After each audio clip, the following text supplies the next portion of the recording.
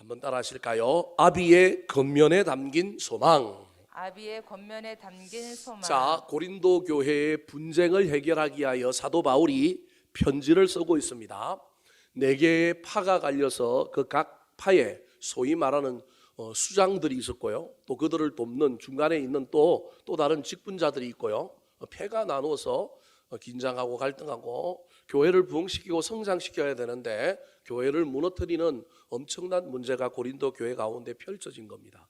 그 소문을 들은 이 사도 바울이 그들을 향하여 4장에서는 직접적으로 3가지 그림을 보여주면서 너희들이 마땅히 이 그림의 주인공, 이 그림을 가지고 있어야 되는데 이 그림에 반대되는 삶을 살고 있다, 그렇게 말합니다. 그 그림이 뭐냐 하면 첫 번째가 뭐냐 하면 일꾼과 맡은 자라고 하는 그림입니다. 이때 일꾼은 헬라어로 히페리테스라고 하는데 이게 노예선 배 밑창에서 뭐 젓는 사람이냐면 노 젓는 사람들이었어요. 이 노를 저을 때도 명령에 의하여 어쩔 수 없이 뭐한 사람들이냐면 충성해야 되는 사람이에요. 쇠사슬에 사로잡혀 있는 사람이에요. 이 사람들이 악한 마귀에게 영적으로 보면 사로잡혀 있는 사람들이고 그들도 어쩔 수 없이 싫지만 악한 마귀에게 명령에 뭐 해야 되느냐 하면 충성하는 사람들이었던 거예요. 근데 이들을 하나님께서 구원하여 주셔서 배 밑창에서 올려주셔서 이제는 어디에서 일하는 자들이 되었느냐 하면 배 위에서 일하는 자들이 되었어요. 그 사람들이 맡은 자입니다. 이제는 악한 마귀에게 충성하는 자가 아니라 누구에게 충성하는 자여야 되느냐 하면 하나님께 충성하여 하는 자여야 되는데 하나님께도 충성하지 않고 사람에게 충성하고 있는 거예요.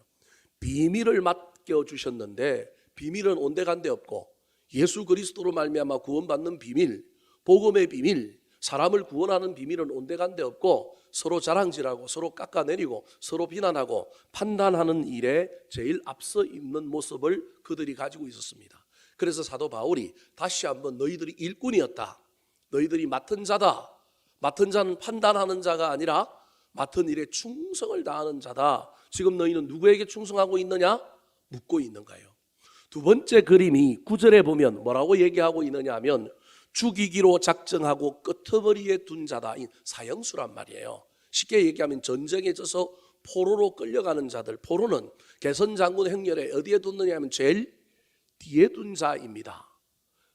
이게 우리의 본질이라는 거예요. 그런 자를 하나님께서 구원해 주셔서 우리를 어떤 존재로 만들어 주셨느냐 하면 그리스도 안에서 많은 사람들의 유익을 누리게 하도록 우리를 그리스도 때문에 뭐하게 만드는 자였느냐 하면 종노릇하게 하는 자였습니다.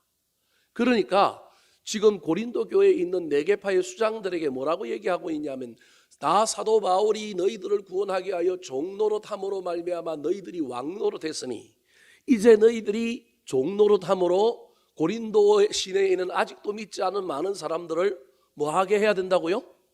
왕노릇하게 해야 된다는 거예요. 그러면 왕노릇은 편하지만 종노릇은 뭘 감당해야 되는 거예요? 고난, 멸시, 막 수많은 걸 당해야 되는 거예요. 그래서 여러분 10절부터 보면 그 엄청난 사도 바울이 당했던 능욕, 비판부터 시작하고 수많은 이 종노릇함으로 섬기는 사람이 당해야 될 고난이 있잖아요. 그러니까 고난당하는 자가 교회를 합행하게 하고 하나님의 사람이라는 거예요. 그 고난을 당하면서도 종노릇하며 섬기는 거라는 거예요. 그런데 어느 순간 보니까 종노릇하며 섬겨야 되는 사람들이 여전히 사도 바울이 그들을 구원해 주었을 때 사도 바울이 그런 수고함으로 그들을 구원해 줬다고 한다면 이제 사도 바울을 본받아서 그들이 무슨 노릇을 해야 되느냐 하면 왕노릇은 이제 그만두고 무슨 노릇을 해야 돼요? 종노릇을 해야 되는데 여전히 왕노릇하고 있는 거예요. 그리스도 때문에 종노릇하는 사람과 그리스도 안에서 왕노릇하는 사람이 있는데 저와 여러분은 지금 어떤 사람입니까?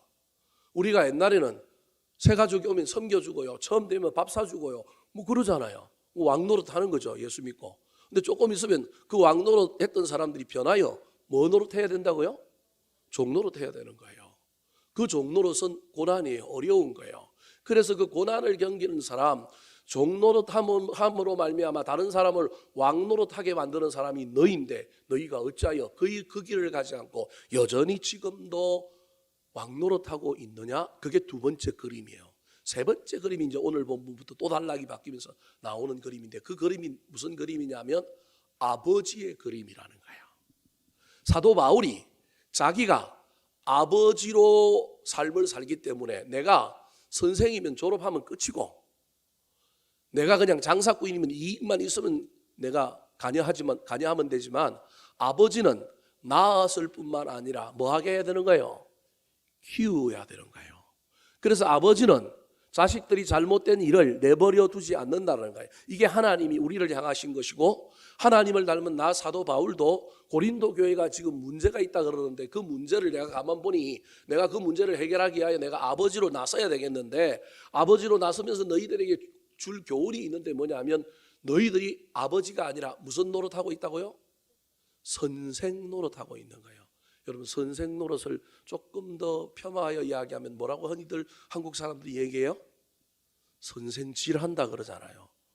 여러분 선생이 되면 안 되고 뭐가 돼야 되느냐 하면 아버지가 되어야 되는데 너희들이 여전히 선생 되어 있으니 뭘 좀 배웠다고 뭘 좀 직분이 높아졌다고 선생 되어 있으니 교회가 이 모양 이 꼴아지고 지금 너희들이 지금 서로 나누어서 싸우고 있다. 내가 아비가 어떤 사람인지 보여줄 테니까 너희들 지금부터 아버지의 형상을 닮아라.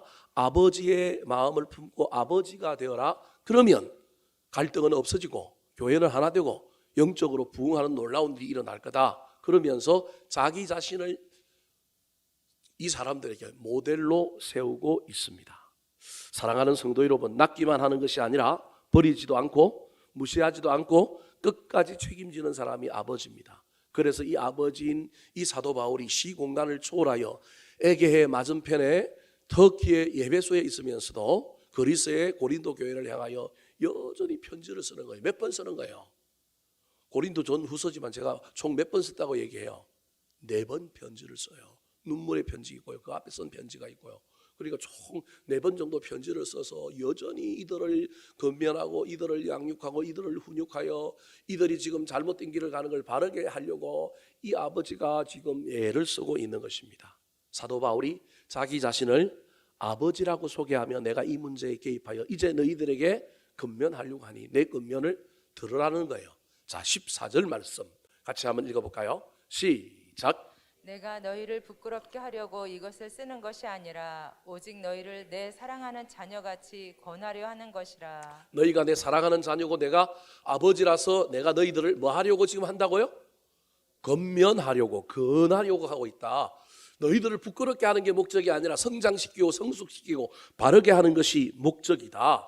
그러면서 내가 이 일을 하는 것 너희들을 바르게 하고 너희들을 올바르게 하는 것도 목적이지만 더 넘어가서 또 다른 목적 하나가 있다라는 거예요. 그게 뭘까요? 자, 15절 말씀 같이 한번 읽어볼까요? 15절입니다. 시작.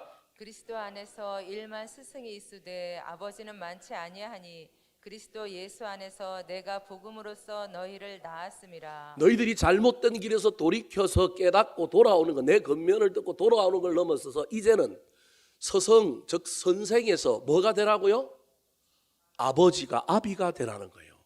그리스도 안에서 다 교회 안에 다 그리스도 안에서 교회 안에는 서성도 있는 선생도 있는 거예요. 수많은 선생 서성이 있지만 서성에 머물러지 말고 뭐가 되라고요? 아비가 되어라. 내가 아버지인 것처럼 너희들도 이제 아버지가 되어라. 사랑하는 성도 여러분, 우리 교회 안에 아버지 어머니가 많았으면 좋겠습니다. 선생들이 넘쳐나서 전부 말로 가르치고 도전만 하려고 하되 희생하고 섬기고 닦아주고 훔쳐주고 안아주고 보듬어주는 아비와 엄마가 사라진 교회가 아니라 선생보다는 서성보다는 1만 서성 얼마나 많아요? 1만 서성보다는 한 명의 아버지가 있는 교회가 되었으면 좋겠습니다. 이 아버지가 이제 이 잘못된 고린도 교회 4개 파의 수장들과 그 희하에 따르는 사람들에게 이제 본격적으로 건면합니다. 아버지로서 건면할 뿐만 아니라 아버지가 되라는 거예요. 자, 그렇다면 이 건면 속에 담겨 있는 사도 바울의 소망, 이 건면을 통하여 사도 바울이 이 고린도 교회에 있는 사람들을 궁극적으로 어떤 사람으로 변화시키고 성장시키기를 원할까요? 첫 번째입니다. 따라하시겠습니다. 본받는 자가 되라. 본 받는 자가 되라. 사도 바울이 건면하고 있는 그 건면 안에 담겨 있는 사도 바울의 소망은 단 하나, 그것은 무엇이냐 하면 이 편지를 받고 있는 특별히 분쟁의 핵심 가운데 서 있는 이 네 개파의 지도자들과 그 희하에 있는 사람들이 자꾸 선생되어서 지적하고 잘못됐다고 이야기하고 자랑하고 우기고 비판하는 것보다는 많은 사람이 되었으면 좋겠다고요? 누군가에게라도, 나보다 나이가 어린 사람에게라도, 직분이 낮은 사람에게라도, 누군가에게라도 나는 배우려고 하는 사람, 본받으려고 하는 사람들이 되었으면 좋겠다라는 거예요. 본받으려고 하는 사람이 되었으면 좋겠다라는 거예요. 여러분, 선생은, 죄송합니다, 저도 선생에 속하는 사람이지만 선생은 잘 배우지를 않으려고 합니다. 그래서 선생님들도요, 뭘 시켜요? 방학 때 연수를 시키잖아요. 옛날에는 시켰을까요? 안 시켰을까요? 제 누나들이 다 선생인데요, 물어보면 옛날이 좋았대요. 왜냐하면 옛날에는 방학만 되면 뭐만 하면 돼요? 성적 딱 내고 그다음 방학 때는 2달 뭐 하면 돼요? 놀기만 하면 돼요. 뭐 숙직이 있거나 당직이 있거나 그러면 한번 나가면 되는데 요즘은요, 그게 안 되는 거예요. 뭘 가야 되느냐면 연수를 가야 되고 교육을 받아야 되고 막 방학 때도 옛날처럼 놀지를 못하는 거예요. 그러니까 이제 선생님들이 입이 이제 대빨, 최근에 교사들은 좀 나와 있어요. 옛날에는 선생님들이 방학 때면 얼마나 재밌었는지 몰라요. 그러니까 특별히 대학 교수들은 얼마나 좋아요. 3달, 4달 딱 수업하고 1년에 뭐 또 2달씩 또 쉬잖아요. 근데 요즘 교수들도 쉽지가 않아요. 선생이 지금은 달라졌지만 선생은 가르치는 자지 배우는 자가 아니었어요. 그런데 지금은 가르치는 자가 되어 있으면 안 되고 배워야만이 뭐 할 수 있어요? 가르칠 수 있어요. 제가 대학 다닐 때 유명한 교수가 있습니다. 30년째 같은 교재, 30년째 같은 문제. 그래서 선배들한테 지도만 조금 받으면 그 과목은 뭘 받을 수 있어요? A뿔을 받을 수 있어요. 그래서 A뿔 제조기 교수들이 몇 사람 있어요.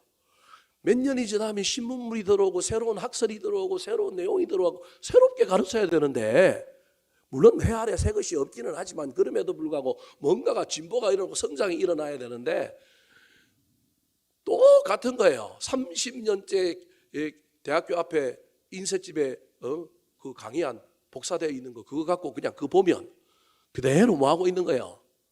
강의하고 있는 거예요. 필기할 필요가 있을까요? 없을까요? 없어요. 시험 문제도 똑같이 나오는 거예요. 그걸 모르는 친구들은 직살나게 공부를 하지만 정보가 빠른 사람들은 그걸 딱 가지고 이제 선배들한테 코치를 받고 그런 과목들을 잘 수강하여 점수를 높이는 거예요. 제가 지금 무슨 얘기를 하려고 하느냐면 시대가 변하여 지금은 달라졌지만 옛날에 선생이다라고 할 게, 스승이다라고 할 경우에는 배우는 사람이 아니라 어디에 초점이 있는 사람이에요? 가르치는데. 다르게 얘기하면 이미 자기가 배운 것을 가지고 우려먹는 사람이지 또 다른 걸 배우려고 하는 사람이 아니라는 거예요. 근데 신앙의 영역에서는 그러면 안 된다는 거예요. 세상의 학문의 영역에서 또 다른 영역에서는 그게 가능할지 모르겠지만 신앙의 영역에서 진보가 없는 건 문제가 있습니다. 그건 진보가 없는 거고 현 수준을 유지하고 있는 것이 아니라 어디로 가고 있느냐 하면 뒤로 가고 있을 뿐만 아니라 나중에는 필연적으로 믿음을 잃게 됩니다. 난 믿음을 안 잃고 신앙적인 행위를 하고 있지만 영적으로 보면 신앙을 잃어가고 있을 수도 있습니다. 그래서요, 배워야 합니다. 근데 이 배우는 걸 지식적으로 배우는 것이 아니라 삶으로 배우는 게 본받는 겁니다. 사도 바울이 지금 이 고린도 교회 교인들을 향하여, 특별히 분파의 지도자들을 향하여 너희들이 뭐 하는 자가 되라 그러냐면 본받는 자가 되라는 거예요. 지금 이 사람들 머릿속에는 본받을 사람이 없어요. 그러니까 사도 바울이 누굴 본받아라 그래요? 나를 본받아라 그러는 거예요. 나 정도면 되지 않겠느냐? 나를 본받아라는 거예요. 몇 절입니까? 16절 말씀 같이 한번 읽어볼까요? 16절입니다. 시작. 그러므로 내가 너희에게 권하노니 너희는 나를 본받는 자가 되라. 너희들이 지금 본받을 자가 없어서 배우지도 않고 교만하고 너희들이 지금 늘 그러고 있어? 그러고 있는 순간 그건 퇴보하는 거야. 그거는 망가지는 거야. 배워야 돼. 배울 사람이 없어? 그럼 누구한테 배우라고요? 나한테 배우라는 거예요. 아니 저 말을 저렇게 하면 안 되고 사도 바울도 실제적으로 이야기하면 누구한테 배우라 그래야 돼요? 예수님께 배우라 그래야죠. 이번 주일 설교가 이제 예수를 닮는 것에 대한 이야기인데 저와 여러분 예수님이 우리 최고의 스승이 누구예요? 예수님이죠. 그렇게 히브리서에 보니까 누구를 바라보자고요? 예수를 바라보자 그러잖아요. 히브리서 12장 1절에 예수를 바라보자 그러잖아요. 근데 왜 사도 바울이 신학적으로 뛰어나고 다 잘 아는데 왜 사도 바울이 예수를 바라보라고 예수를 본받으라 그러지 않고 자기를 본받으라 그럴까요? 여러분, 예수 본받을 사람이면 지금 교만에서 분파를 짓고 그러고 있을까요? 안 있을까요? 그러지 않고 있을 거라는 거예요. 이 사람들은 지금 하나님이 예수님이 머릿속에 없는 사람들인 거예요. 자신들은 예수를 믿고 있다고 얘기하지만 실제적으로 지금 보이지 않는 하나님, 보이지 않는 예수님께 본받을 마음이 없는 사람이에요. 이미 그 생각, 그 관점조차도 없는 사람들인 거예요. 그래서 직접적으로 이야기하는 거예요. 누굴 본받으라고요? 나를 본받으라고. 잘못 이야기하면 이단이 되는 거예요. 교주가 되는 거예요.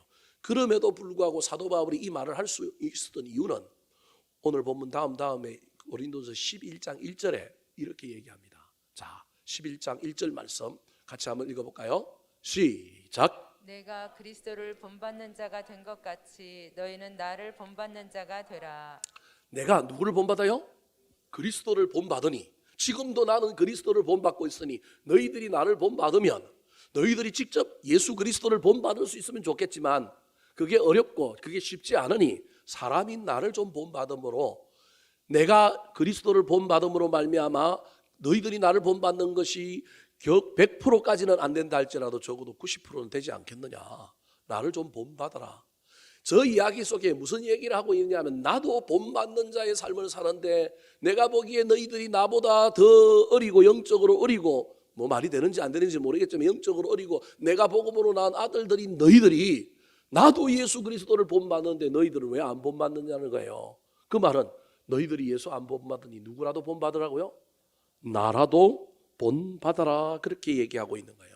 근데 저기 오늘 본문에 나오는 15절에 너희들이 나를 본받으라 할 때 이 얘기는 나의 인생 전체를 본받으라라고 하는 말도 있지만 내 삶 전체를 본받으라라고 하는 말도 있지만 앞에 두 번째 그림 사형수의 그림에서 여러분 끄트머리에서 죽이기로 작정한 자인데 끄트머리에 놔준 사람 이 사람을 하나님이 구원해 줬더니 이 사람이 여러분 종로로 됐잖아요. 다른 사람을 뭐하게 하기 위하여? 왕노릇하게 하기 위하여. 이거 지난주에 했던 설교예요. 다 까먹으면 안 돼요. 얼마나 이게 중요한 개념인지 몰라요. 사도 바울이 다른 사람을 구원하기 위하여 본인은 무슨 노릇을 한 거예요? 종노릇을 했단 말이에요. 종노릇 해도 기분이 안 나쁘고 자존심이 안 나쁜 건 사도 바울에겐 정체성이 나는 죽이기로 작정되어서 어디에 둔 사람이었다라는 거예요. 끄트머리에 둔 자였는데 나를 사명을 맡겨줬으니 내가 뭐 종노릇 좀 하면 어때? 나 이왕 죽을 인생이었는데 이 본질이 자기 속에 있는 거예요. 그래서 자존심이 안 상하는 거예요. 종노릇 하는 게. 저와 여러분이 자존심이 좀 상하고 체면이 좀 상하고 막 남들하고 비교하게 될 때 저와 여러분은 내 본질, 내 정체성을 다시 한번 점검해 봐야 돼요. 사도 바울은 이 정체성을 갖고 있는 거예요. 그래서 종노릇 하는 거예요. 그래서 종노릇 해도 부끄럽지가 않았고 자존심, 체면이 상하지 않았어요. 왜냐하면 자기가 종노릇 함으로 예수 안에서 내가 예수 때문에 종노릇 하니까 예수 안에서 뭐 하는 사람들이 생긴 거예요? 왕노릇 하는 사람이 생긴 거예요. 얼마나 멋져요. 내가 종노릇 하면 누군가 왕노릇 한다. 이 세상의 관점으로 보면 이 말도 안 되는 이야기죠. 우리는 다 무슨 노릇 하고 싶어요? 왕노릇 하고 싶죠. 근데 성경은 네가 종노릇 하면 다른 사람이 무슨 노릇 한다고요? 왕노릇 한다라는 거예요. 그런데 이 사람들이 이제 왕노릇 하다가 어느 정도 시간이 지나면 본을 받아야죠. 누굴 본받아야 돼요? 종노릇 하던 사도 바울을 본받아서 이제 사도 바울이 떠났으니 자신들이 사도 바울의 자리에 서게 되었으니 자신들은 그 자리에서 무슨 노릇을 해야 될까요?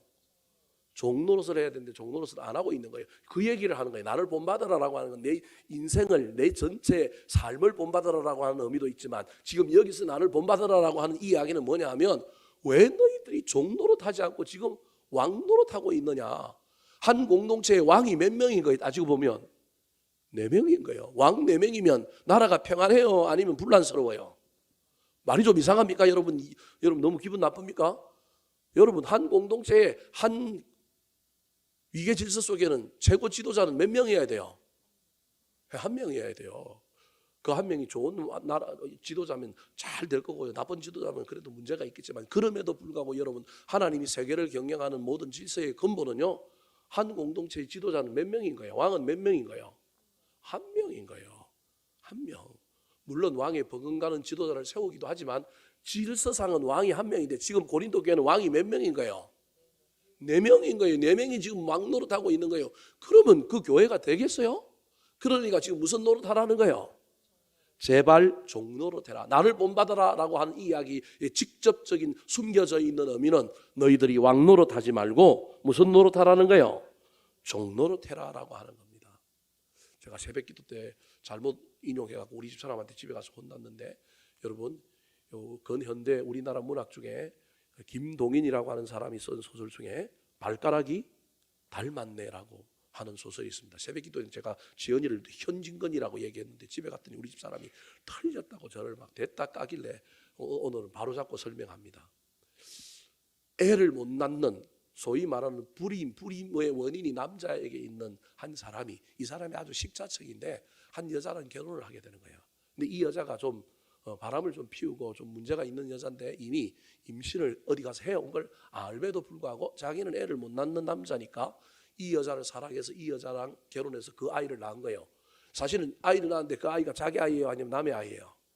남의 아이인 거예요. 근데 사람들이 축하하러 와가지고 전부 보면서 얼굴을 쳐다보면서, 처음에는 뭐 어린아이 태어났을 때 잘 모르지만 어느 정도 자라면 부모 얼굴이 그 얼굴에 나와야 되잖아요. 근데 한만 봐도 아버지 얼굴이 그 아이의 얼굴에 있어요, 없어요? 없어요. 그러니까 이 남자가 닮은 걸 자꾸 이야기하는데 뭐가 닮았다고 얘기해요? 발가락이 닮았다고 얘기하는 거예요. 여러분, 그럼 저와 여러분이 예수님 발가락에도 닮아야 돼요. 그게 본받는 자예요. 저와 여러분의 신앙생활에 반드시 기억해야 될 거 여러분 잘 기억하십시오. 본받는 자가 신앙인이에요. 우리가 신앙생활하는 가운데 특별히 예수를 믿는 그리스도인들 가운데 어느 정도 예수를 믿고 어느 정도 사회적인 지위가 있고 예수 믿는 어떤 연차가 올라가기 시작하면 여러분이 본받는 것을 까먹어버릴 때가 많은 거예요.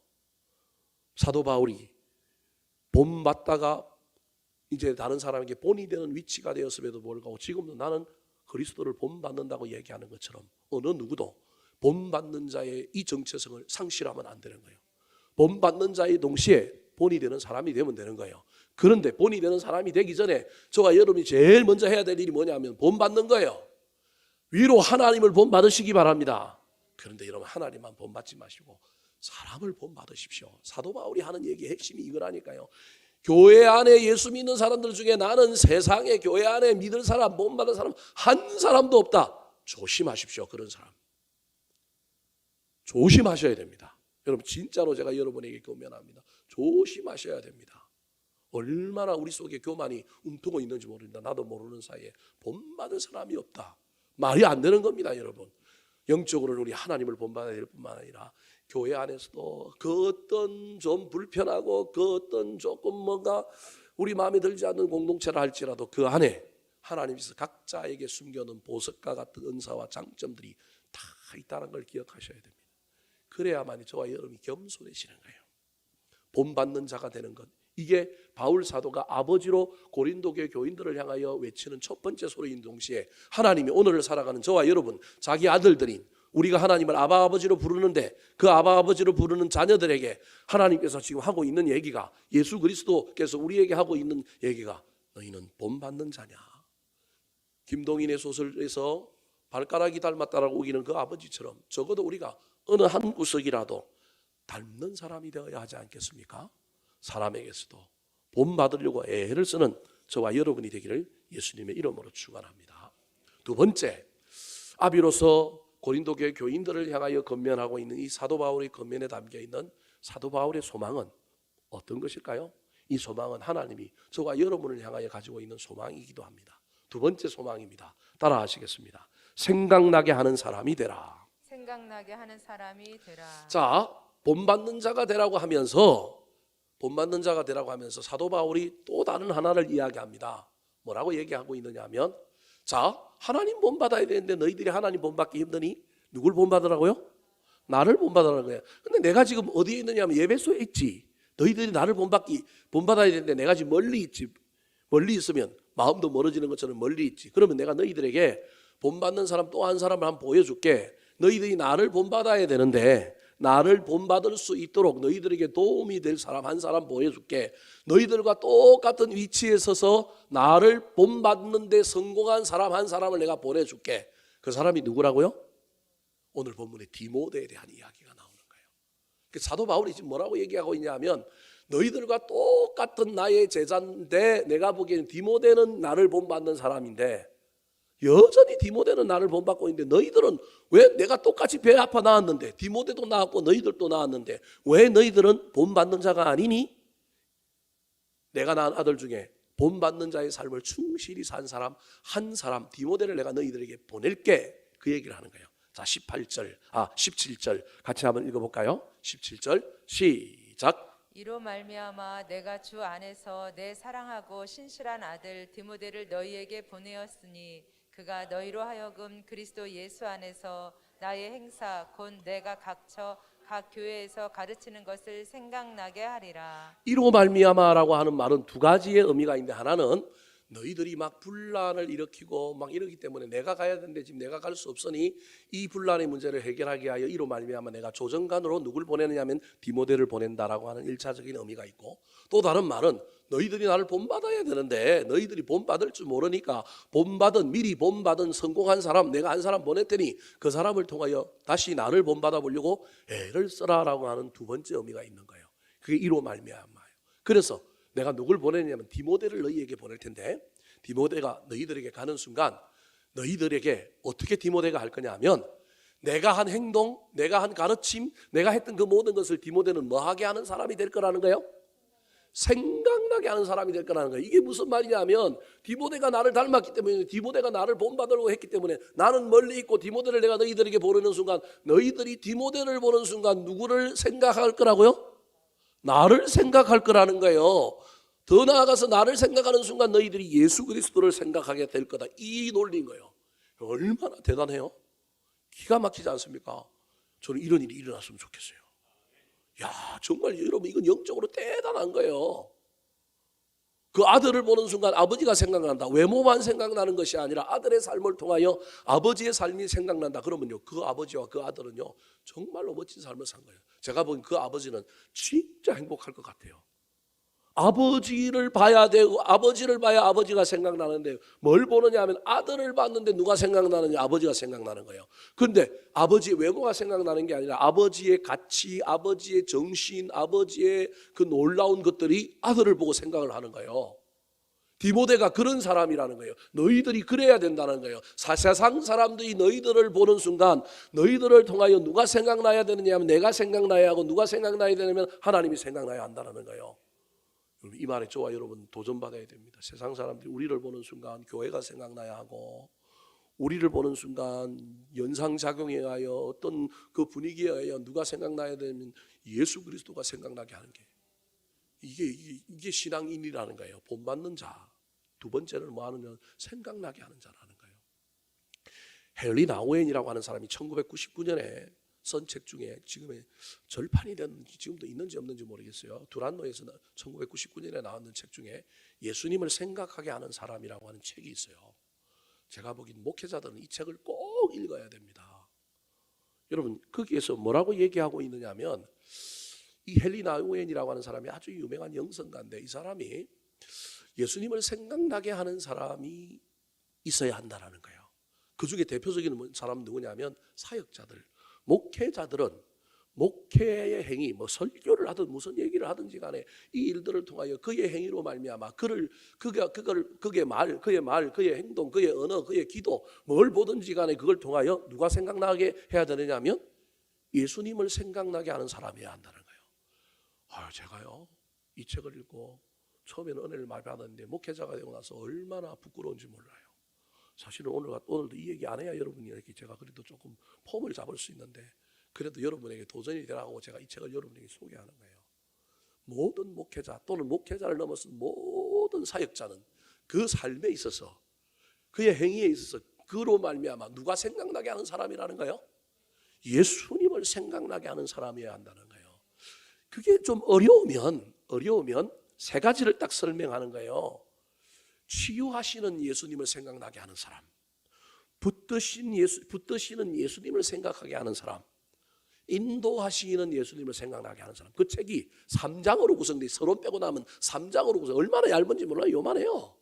헨리 나운의 책은 전부 얇아서 금방 읽기가 쉬워요. 읽기 쉽지만 그 안에는 엄청난 영성의 어떤 진리들이 담겨 있는데 그 책에서 뭐라고 얘기하느냐 하면 예수님을 생각나게 하는 사람인데 어떤 예수님을 생각나게 하는 사람이냐 하면 치유하시는 예수님을 생각나게 하는 사람이 되어야 한다는 거예요.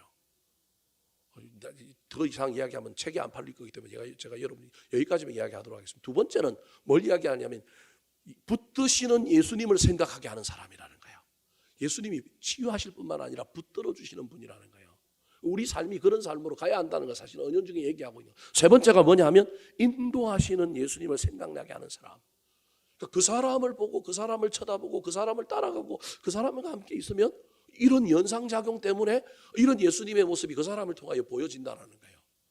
저는 아직도 멀었습니다. 이 책에 근거에 의하면 저는 여전히 이 책을 제가 오늘 설교하기 전에 갖고 올라와서 여러분에게 좀 주려고 책이 어딘지 찾아봤는데도 안 보여요. 어디 있을 텐데 이런 책들 때문에 늘 도전받고 또 때로는 절망하기도 하지만 그래도 또 한 번 그래도 이 책들을 또 한 번 읽어보고 또 한 번 도전해야 되겠다 이런 생각들을 하게 됩니다. 사랑하는 성도 여러분, 꼭 헨리 나우엔 같은 이런 정도까지는 아니더라도 혹시 저와 여러분의 인생 가운데 나로 말미암아 누군가가 연상되어진다? 나쁜 의미로 연상되어지는 것이 아니라 좋은 의미로 연상되어진다. 단순히 외모를 가지고 누군가와 연상되어지는 것이 아니라 어떤 삶의 족적이라든지 삶의 중요한 가치를 가지고 누군가를 연상시키게 한다면 여러분 그것처럼 멋진 일이 어디 있겠습니까? 특별히 우리의 신앙생활 때문에 우리를 통하여 사람들이 예수를 생각하고 교회를 좋게 생각할 수만 있다면 그것처럼 멋진 일이 어디 있겠습니까? 지금 고린도 교회에 있는 사람들은 무엇을 생각하게 하는 사람들이 생각나게 하는 사람이냐 하면요, 싸움, 비판, 판단, 무슨 말인지 이해되시죠? 좋지 못한 것을 생각나게 하는 사람인 거예요. 그런데 지금 사도 바울이 그 디모데라고 하는 사람 내가 보냈는데 그 사람 쳐다볼 때마다 너희들이 뭘 생각나게 하냐면 디모데를 통하여 내가 생각나고 예수님이 생각나고 좋은 것이 생각나게 된다는 거예요.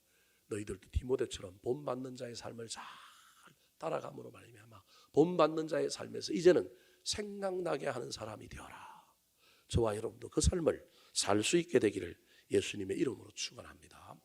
마지막으로 아비의 마음으로 사도 바울이 고린도 교회 교인들을 향하여 건면할 때 그 속에 소망을 담고 있는 내용은 무엇일까요? 우리 예수님이 우리를 향하여 가지고 있는 소망이기도 한데 세 번째 소망입니다. 따라하시겠습니다. 말이 아니라 능력으로 말하라. 말이 아니라 능력으로 말하라. 자, 디모데를 보냈다고 얘기를 했습니다. 사도 바울이. 근데 디모데를 보냈는데 디모데를 보고 본받는 자에서 생각나게 하는 사람이 되라고 디모데를 보냈는데 엉뚱한 이야기가 들려오기 시작합니다. 자, 어떤 이야기가 들려왔을까요? 18절. 어떤 이들이 이렇게 말합니다. 자, 어떤 이들 디모데를 보냈는데 그 디모데 보낸 걸 가지고 사람은 머리가 기가 막히고 비상했어요. 원저자의 의도와는 달리 지 마음대로 해석하는 능력이 있어요. 그리고 지 마음대로 해석한 능력을 아주 잘 포장하여 진리인 것처럼 말하는 사람들이 있어요. 사도 바울은 디모데를 보내면서 야 너희들이 본받는 자에서 생각나게 하는 사람이 되어라고 디모데를 보냈는데 디모데 보낸 사건을 이렇게 이야기하는 사람들이 나오기 시작한 거예요. 18절 시작. 어떤 이들은 내가 너희에게 나아가지 아니할 것 같이 스스로 교만하여졌으나. 한글말로 되어 있는데 어렵죠. 저게 무슨 말이냐면 어떤 이들이 이런 말을 막 한다라는 거예요. 무슨 말을 하느냐 하면 내가 즉 사도 바울이 너희에게 나아가지 아니할 것 같이, 이건 무슨 말이냐 하면 사도 바울이 고린도 교회를 방문하지 않을 것 같다 그 말이에요. 사람들이 사도 바울 고린도 교회 안 온다. 왜? 누굴 보냈기 때문에? 디모데를 보냈기 때문에. 사도 바울은 온다 안 온다? 안 온다 이렇게 얘기한다라는 거예요. 그러면서 말을 만드는데 뭐라고 만드냐면 저 안에는 이런 얘기들이 숨겨져 있는 거예요. 사도 바울이 자기가 이 교회를 만들었지만 이 교회의 모든 사람이 자기를 따라야 되는데 파가 갈려갖고 내게 파가 되었으니 사도 바울이 영향력이 아주 약하니까 여기 와봤자 자기 파 사람들만 자기를 따를 것 같으니까 사도 바울이 비겁하게 겁나서 여기 온다 안 온다? 안 온다. 무슨 말씀이 이해되시죠? 꼭 이런 얘기를 했다는 게 아니라 제가 여러분에게 이제 상상력을 동원하여 여러분들에게 막 이야기를 해주는 거예요. 그러니까 사도 바울이 지금 여기 와서 이 문제를 지금 해결해야 되는데 자신이 없으니까 누굴 보낸다라는 거예요? 디모데를 보낸다는 거예요. 그 말은 자기가 책임을 안 지겠다라는 거예요. 책임을 안 지고 뒤에서 사람 하나 보내갖고 관심이 있는 것처럼만 한다라는 거예요. 실질적으로 사도 바울이 고린도 교회 문제에 개입할 의사가 없고 개입할 능력도 없고 사도 바울은 그냥 그렇게 비겁한 사람이다라고 하는 이야기를 누가 하고 있느냐 하면 어떤 이들이 한다는 거예요. 그래서 디모데가 온 걸 보고 사도 바울은 안 올 테니까 이제 이 교회의 주인은 누구냐면 우리다. 그래서 스스로 뭐 해졌다고요? 교만해졌다. 봐라. 사도 바울이 와도 이 문제는 해결 안 된다. 우리가 다른 파를 이기면 된다. 이런 식으로 더 긴장과 갈등이 격해지는 문제가 일어났고 이 이야기가 누구에게 들렸느냐 하면 사도 바울에게 들린 거예요. 사도 바울이 그 이야기를 듣고 한마디 합니다. 자, 19절 같이 한번 읽어볼까요? 19절 시작. 주께서 허락하시면 내가 너희에게 속히 나아가서 교만한 자들의 말이 아니라 오직 그 능력을 알아보겠으니. 무슨 말이냐면 내가 디모데를 보낸 건 내 임의로 보낸 것이 아니라 내가 기도해보니 주께서 허락지 않고 내가 가는 걸 허락하지 않고 너는 지금 예배소에서 신학생 양성해야 돼. 하나님의 세계 경영과 관련 이게 중요한 일이니까 넌 여기에 사람 양성하는 데 힘을 보태고 너 누구 보내라? 디모데 보내라. 그래서 보냈다라는 거예요. 그러니까 자기 이익이라든지 자기 생각을 가지고 판단하여 행동한 사람이 아니라 이 사도 바울은 저 하나님 앞에 무조건 기도하고 하나님의 뜻을 따라 하나님의 음성을 듣고 행동하는 사람인데 세상 사람들은 사도 바울이 한 행동, 판단, 결정을 전부 자기 입장에서 해석하는 거예요. 지가 와야 되는데 지가 안 오고 누가 왔느냐 하면 디모데가 온 걸 가지고 야, 저 비겁한 놈 피해 다닌다. 막 이런 얘기를 한다라는 거예요. 그때 사도 바울이 자기 본심을 얘기하는 거예요. 주께서 허락하지 아니하여 내가 안 갔는데 주께서 허락하시면 내가 너희들에게 어떻게 가겠다고요? 속히 가겠다. 총알처럼 가겠다는 거예요. 그 말은 내가 너희들에게 관심이 없는 게 아니고 관심도 있고 내가 이 문제 얼마나 중요한지 알지만 하나님이 나를 못 가게 해서 내가 여기에 있다라는 거예요. 그런데 내가 가면 아까 이야기했던 그 사람들 사도 바울이 안 온다. 사도 바울이 와도 이 문제는 해결 못한다. 이렇게 이야기한 교만한 자들의 말이 아니라 오직 그 뭘 알아보겠다고요? 능력을 보겠다라는 거예요. 내가 가서 그 말하는 사람들이 정말 말에 걸맞는 실력, 영성을 가지고 있는지 내가 테스트해 보겠다. 분명히 말 많은 사람들은 말만 이빨만 엄청 실력이 있지 그 속에 그 내면에는 복음의 능력도 없고 예수 그리스도도 없고 말만 풍성한 사람들일 것이다. 사도 바울이 지금 그렇게 얘기하고 있는 거예요. 그러면서 더 나아가서 뭐라고 얘기하고 있습니까? 진짜 하나님 나라를 경험한 사람 그리고 자기가 하나님 나라라고 하는 그 나라 공동체 교회에 있는 신앙인이라고 한다면 말이 앞서는 자가 아니라는 거예요. 자, 20절, 21절 말씀 같이 읽어볼까요? 시작. 하나님의 나라는 말에 있지 아니하고 오직 능력에 있음이라. 너희가 무엇을 원하느냐? 내가 매를 가지고 너희에게 나아가랴. 사랑과 온유한 마음으로 나아가랴. 아니 본받는 자가 되고 생각나게 하는 사람이 되라고 하면 본받으려고 애를 쓰고 생각나게 하는 사람이 되도록 향기를 갖추고 막 영성이 깊은 사람이 되려고 애를 쓰면 되는데 벌어지는 일마다 교회 안에 일어나는 일마다 누가 무슨 행동을 하는 것마다 목사님이 간구 시간에 뭐 무슨 얘기를 할 때 뭘 할 때마다 그거 하나 가지고 그냥 저건 무슨 뜻에서 이야기했을까 저건 뭘까 무슨 뜻에서 이야기하긴요 생각이 안 나니까 그 말 갖고 한 거죠 뭐. 한계가 있기 때문에요. 여러분 다 의도적으로 하는 경우도 간혹 있지만 그렇게 아닐 경우도 얼마나 많은지 모릅니다. 그런데 앉아가지고 그냥 오만 생각을 다 하고 오만 해석을 다 해가지고 그 다음에 그게 진리인 것처럼 막 만나는 사람들마다 다 퍼뜨리고 다니는 거예요. 그런 사람들을 향하여 사도 바울이 뭐라고 얘기하면 말만 풍성한 사람이요 실제적으로 뭐가 없는 사람이라고요? 능력 없는 신앙의 능력이 없는 사람, 믿음의 능력이 없는 사람이라는 거예요. 그래서 하나님 나라는 말에 있지 아니하고 오직 능력에 있다라고 이야기하는 거예요. 이 말은 무슨 말이냐면 더 나아가서 이런 말을 하고 있는 거예요. 지금 고린도 교회 안에 있는 사람들은 삶으로 믿음을 보여주는 사람이 아니라 삶의 능력, 믿음으로 삶에서 행해지는 능력은 하나도 없고 뭐만 있는 사람들이라고요? 말만 있는 사람들이라. 그러므로 너희들은 본받는 자가 되고 더 나아가서 생각나게 하는 사람이 되려고 하면 말은 좀 줄이고 말 많이 하지 말고 삶으로 보여주라는 거예요. 삶으로 말하는 사람이 되라는 거예요. 그게 복음의 능력이라는 거예요. 복음의 능력은 삶이 뒷받침되는 건데 왜 고린도 교회 교인들이여 너희들이 삶은 뒷받침 안 되느냐? 그래서 이제 그 삶에 대한 이야기를 5장부터 이제 할 거예요. 음행부터 시작해서 우상의 제물부터 시작했고 이제 고린도 교회에 있는 신앙인이 갖춰야 될 신앙의 능력, 내공은 온데간데 없고 막 말만 풍성해져 있는 그 교회 교인들의 삶을 이제는 삶에 초점을 맞춰서 이야기할 거란 말이에요. 사랑하는 성도 여러분, 말씀을 마치려고 합니다. 허풍스러운 말과 비난하고 판단하고 정죄하는 말의 선생과 스승이 아니라 저와 여러분은 본받고 생각나게 할 뿐만 아니라 삶으로 보여주는 진정한 믿음의 능력자들이 되었으면 좋겠습니다. 능력도 없으면서 능력 있는 것처럼 말하고 있는 그 고린도 교회 교인들, 그 지도 4개 분파의 지도자들 때문에 사람들이 혹하여 그들 희하에 모여 있고요. 그래서 그들이 서로 잘났다고 싸우고 있는 것입니다. 내가 지금 가면 너희들에게 경계해야 되기 때문에 내가 사도 바울을 디모데를 먼저 보내서 너희들이 깨닫고 돌아오게 하려고 내가 조만간에 고린도 교회 갈 건데 그때 내가 너희들이 돌이켜서 이번 기회를 통하여 은혜를 받고 회복됨으로 말미암아 매를 가지고 가는 것이 아니라 뭘 가지고 가기를 원한다는 거예요. 사랑과 온유한 마음으로 가지고 가기를 원한다. 그런데 지금 너희들이 나 안 온다고 그렇게 얘기해? 그럼 내가 지금 가면 나는 뭘 가지고 가야 된다고요? 매를 가지고 가가지고 교회 안에 분란 일으켜 너희들 다 출교시켜야 되고 너희들 다 징계해야 된다. 내가 못할 것 같으냐? 한다. 못해서 지금 이런 것이 아니라 안 하고 있는 것이라는 거예요. 하나님이 지금 저와 여러분을 못해서 지금 이루고 있는 것이 아니라 사랑으로 돌아오기를, 회개하기를 기다리고 있다는 것을 잘 기억하여 하나님의 때가 오기 전에 우리 주님께서 우리에게 오시기 전에 사도 바울이 고린도 교회에 가겠다고 하는 것처럼 그때 매를 가지고 오는 것이 아니라 주님께서 사랑과 온유한 마음으로 우리에게 나올 수 있도록 저와 여러분은 본받는 자가 되시고 생각나게 하는 사람이 되시고 말이 아니라 삶으로 말하는 사람, 삶으로 우리의 믿음을 보여주는 사람들이 되기를 우리 구주 예수 그리스도의 이름으로 축원합니다.